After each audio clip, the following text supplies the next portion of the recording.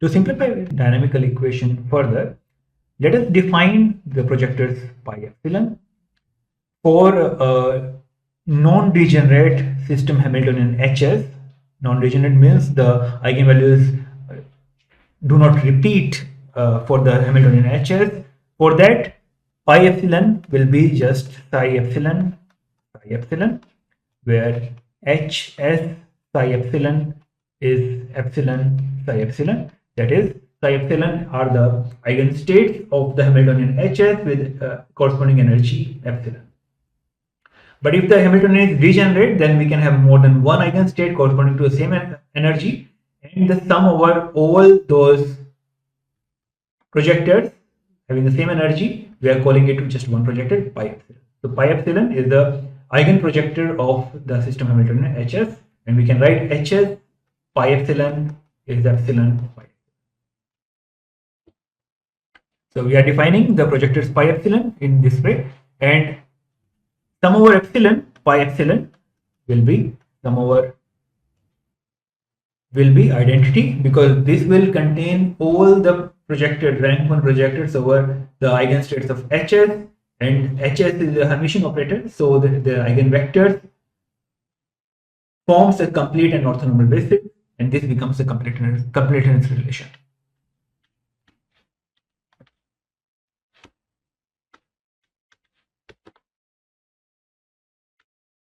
Next, we define A alpha of omega to be pi epsilon A alpha pi epsilon prime sum over epsilon and epsilon prime, such that epsilon minus epsilon prime minus epsilon equals omega. So we take the projector of A alpha from the left on pi epsilon, on the right on for pi epsilon prime, such that the difference between epsilon prime and epsilon is omega.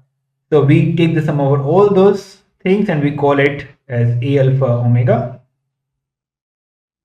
We can see that A alpha omega dagger becomes epsilon prime pi epsilon prime A alpha pi epsilon. All three, pi epsilon prime and A alpha, all three are Hermitian, but when we take the Hermitian conjugates, they change their positions, but they remain the same. So this is our dagger of Hermitian conjugate of A alpha omega, and this is nothing but A alpha of minus omega.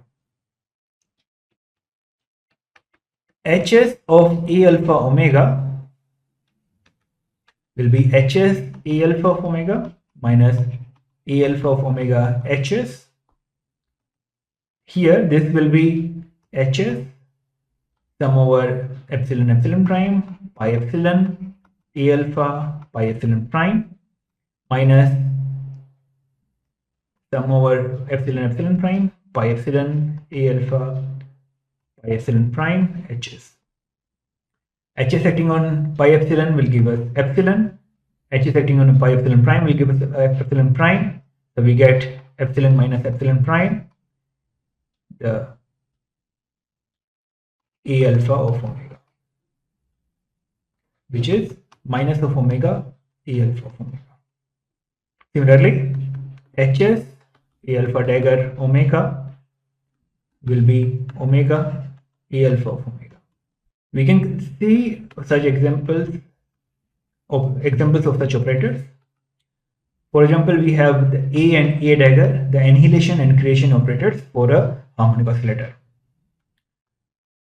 From here we have number operator A dagger A, which is n. The commutation of A and A dagger is 1. Now from here we see that A dagger A and A is minus A, and A dagger A with A dagger is A dagger, and this is same as here, just omega becomes 1. So if we had a Hamiltonian Hs to be h bar omega times n plus half, that is the Hamiltonian of the simple harmonic oscillator, then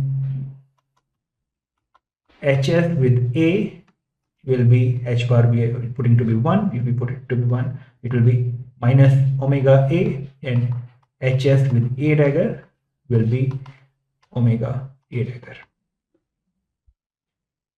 So this is a very well known example of such operators, a alpha omega and a alpha omega dagger. Since sum over epsilon by epsilon is identity, that is the completeness relation, say that a alpha is sum over epsilon by epsilon, a of alpha sum over epsilon prime by epsilon prime, and this can be written as sum over omega and sum over epsilon minus epsilon prime equals omega pi epsilon a alpha pi epsilon prime, and which becomes sum over omega a alpha of omega. So in that way, a alpha can be decomposed as the combination of a alpha omega for all the omega. Now a alpha of t, which is exponential of I hs t, a alpha exponential of minus I hs t. The a alpha of t was the operator, system operator in the interaction picture, and by definition it is given by exponential of I hs t, a alpha exponential of minus I hs t. This can be written as exponential of I hs t sum over omega a alpha of omega exponential of minus I hs t. Summation can be taken out, sum over omega exponential of I hs t a alpha of omega exponential of minus I hs. This expression exponential of I hs t a alpha of omega exponential of minus I hs t, it can be expanded as a alpha of omega plus I hs a alpha of omega times t plus I t square over 2 hs commutator a alpha of omega, and so on. This is called BCH expansion.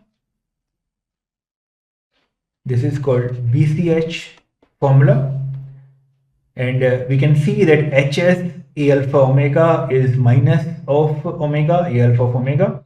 So the whole thing can be written as a alpha of omega plus or minus I omega a alpha of omega plus I t square over 2 factorial omega square a alpha of omega, and so on.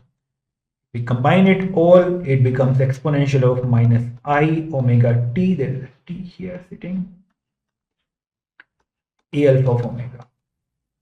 So the whole expression, this complicated expression, can be written in terms of exponential of I omega t a alpha of omega, hence a alpha of t is sum over omega exponential of minus I omega t a alpha of omega.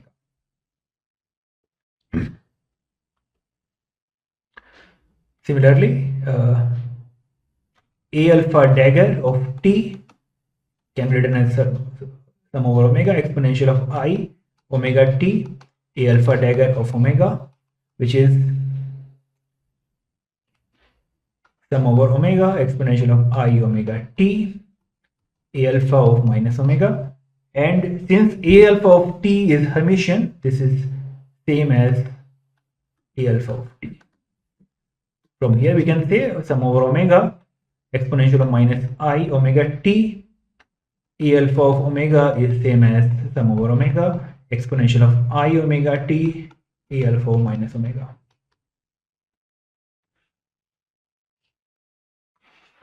It may not seem so, but this is a huge improvement over, this is a huge simplification for our dynamical equation, which will be apparent very soon. So let us write the interaction Hamiltonian, sum over alpha and omega, a alpha of omega, tensor b of alpha. HIT becomes sum over alpha and omega, a alpha of exponential of minus I omega t a alpha of omega tensor b alpha of t. From here, the dynamical equation rho s dot at time t becomes minus 0 to infinity d tau, which was trace over bath hi h at time t, commutator h at time s, rho s t tensor rho b, the trace over the bath degree of freedom, and we can write it as 0 to infinity d tau sum over alpha, beta, omega prime, exponential of minus I omega t minus tau, exponential of minus I omega prime t, a alpha of t, a alpha of omega, rho s t, a beta of omega prime times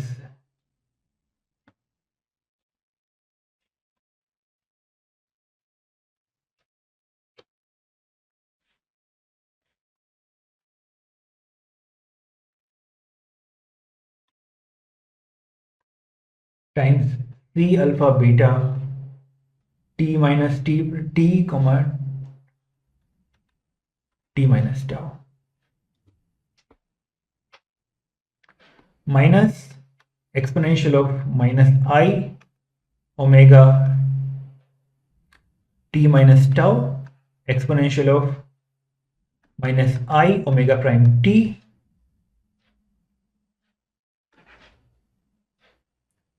a beta of omega prime rho s a alpha of omega rho s of t times c beta alpha t minus tau at t plus Hermitian conjugate of the two terms. So if we go back to our original equation after replacing the Bath operators with the 2-point correlation functions, and we substitute a alpha of t and a beta of s. First we replace by t minus tau, and then we replace a alpha of t as sum over omega exponential of minus I omega t a alpha of omega. Then we get this equation, and we are using a Hermitian conjugate so that we don't need to repeat the terms again and again. Hermitian conjugate will be the complex conjugate of the complex numbers and Hermitian conjugate of the operators. Now let us define, to make it this expression look a little bit more simpler, let us define capital gamma alpha beta of omega as 0 to infinity d tau exponential of I omega tau, the expectation value of b alpha t b beta of t minus tau. So we are defining the Fourier transform of the 2-point correlation functions as gamma alpha beta of omega. Since rho b is time independent, that is a steady state. This was the Born approximation that the state of the bath does not change with time, so it's time independent, so it's a steady state. The bath correlation functions b alpha of t, b beta of t minus tau is same as b alpha of tau, b beta of 0.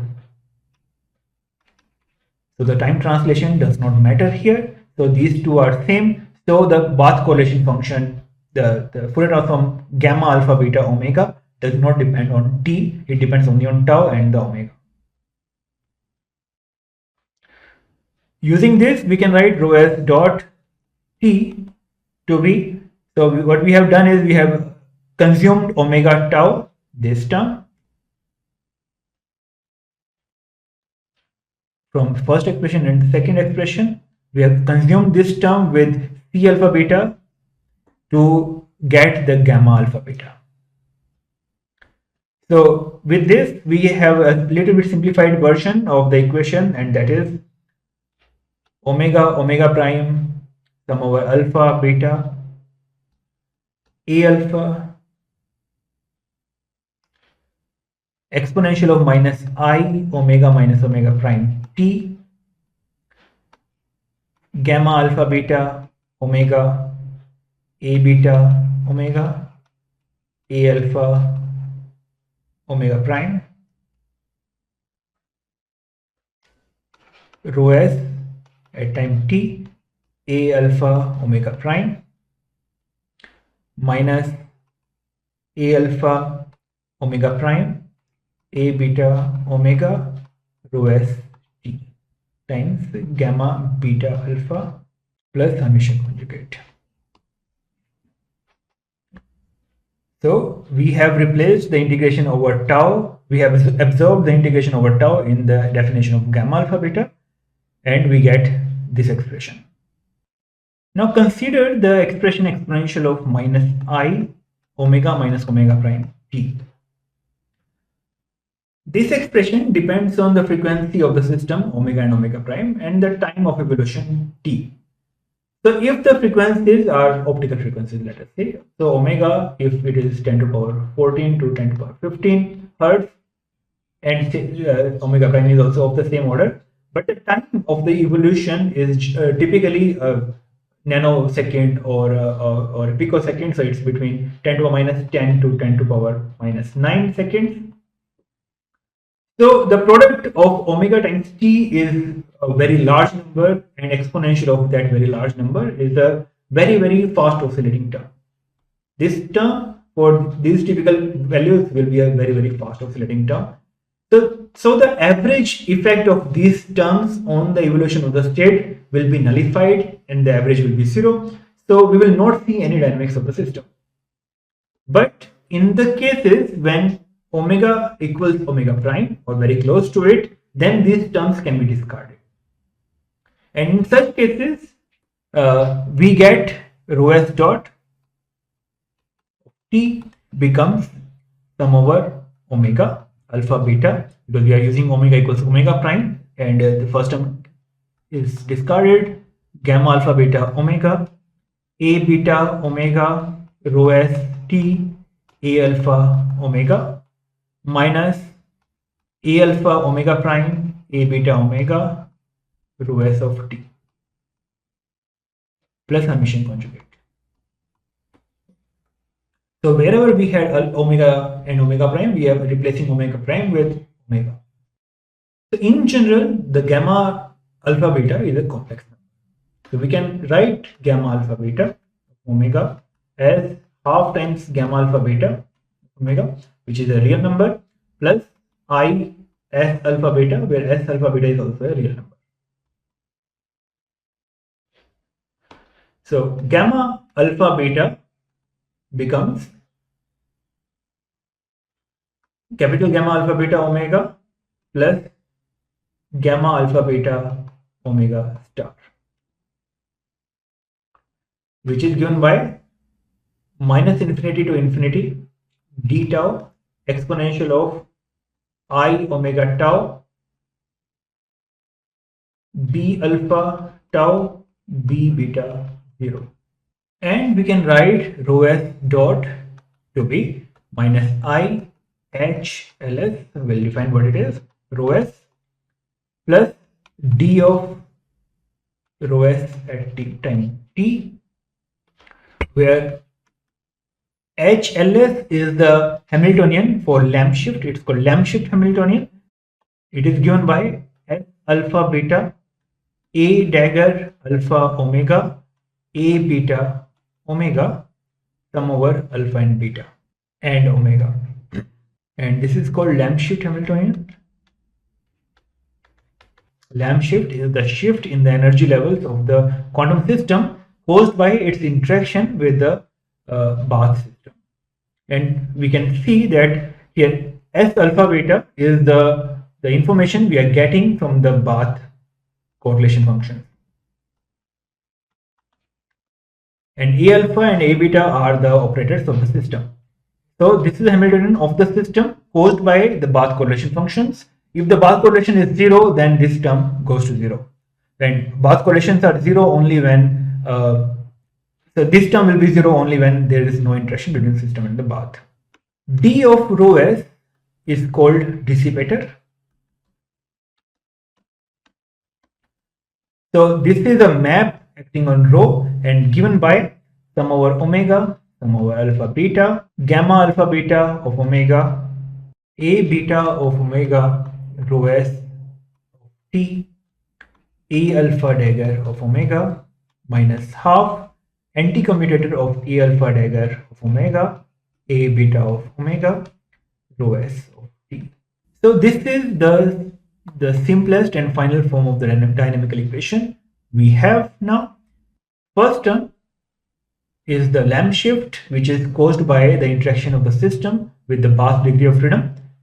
And the second term is the dissipator, which results in the loss of the coherence and the quantum effect in the system. Both of these terms are coming purely because of the interaction of the system with the bath. And let me remind you that this whole thing is in the interaction picture.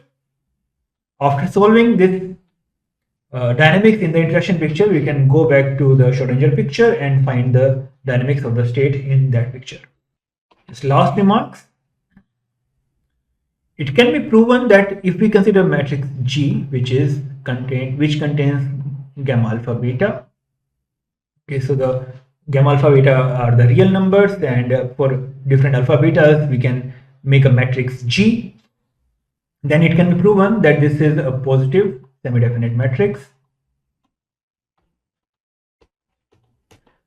What does it mean? It means G is Hermitian and the eigenvalues of G are always non-negative. It means G can be written as some unitary times U times D times U dagger, where U is unitary and D is some diagonal matrix. And let us say D's are gamma 1, gamma 2, gamma n. It means gamma alpha beta can be written as U alpha I Dij U dagger J beta and sum over I and J. This can be written as this is equal to sum over Ij U alpha beta I U star beta J Dij is gamma I delta Ij. And we can just remove the sum over J, replace all the J's with I's and remove the delta function. So gamma I alpha beta is U alpha I U star beta I gamma I. Substituting it in the dynamical equation or in the dissipator, D of rho S becomes sum over n and omega gamma n ln rho S ln dagger minus ln dagger ln rho anti-commutator rho S, where ln is defined as sum over alpha U alpha I AI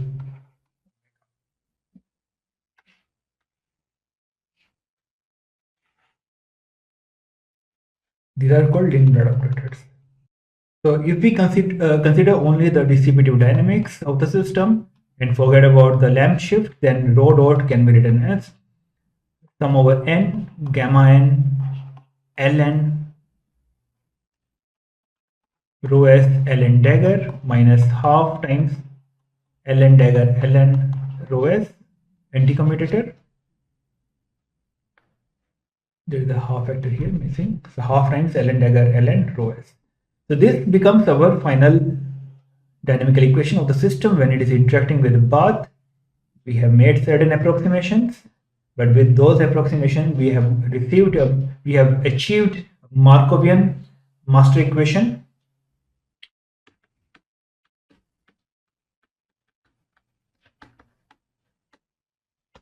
For the dynamics of a system interacting with the bath. This is also called Lindblad master equation.